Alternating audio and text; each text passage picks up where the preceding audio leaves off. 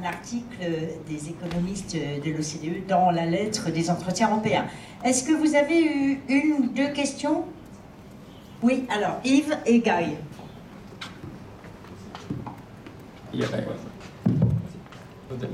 Thank you, Michel. And I would have many questions, but I think for the sake of time, I will limit myself. I have one question with regard to your last slide, which shows the market value of different technologies.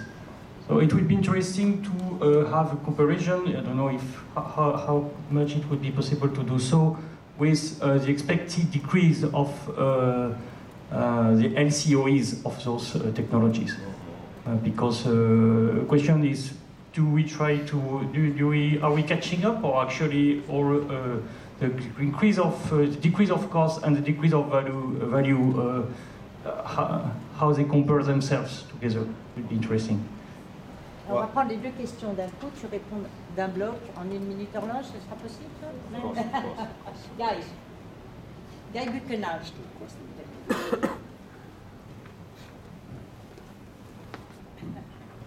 Thank you very much, Michel. A very interesting presentation, and a lot of it aligns with modelling we've done of how similar issues look in the UK. Like Eve, I could ask many questions, but I'll confine myself to just one, actually. It's your last point about fairly allocating the system costs. It's a great idea, but I think actually doing it in practice, given that those system costs depend on the underlying system as well as the specific technology, it is going to prove very, very difficult to deliver it in reality. Any thoughts on that? So, let me answer both questions in 1 minute. I think, Yves, you summarized the issue very well.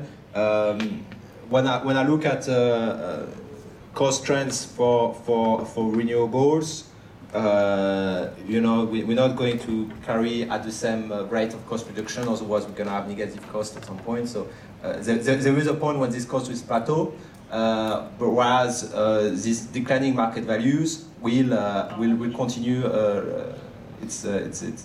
We continue reducing reduction as renewable increase. Unless we have some progress on flexible options, unless we have some large-scale reduction in the cost of battery storage and some ability to move them, to scale them up, but this remains to be seen. Now, on the second issue of fairly allocating system costs and the hurdle of doing so in practice, yes. I guess there is still quite a bit we can do. In particular, when it comes to the cost of the grid. When I look at wind projects across Europe, not all of them have to face the cost of grid connections. That can amount to, if I talk about offshore, to 15 euros per megawatt hour. These are not insignificant. So this is a first way to do it.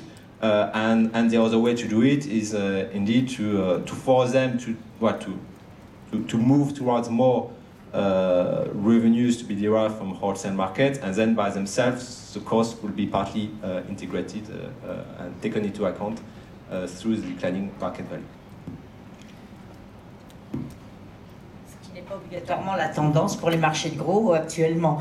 Donc on va pas. Merci. Je crois qu'on va l'applaudir et je vais demander à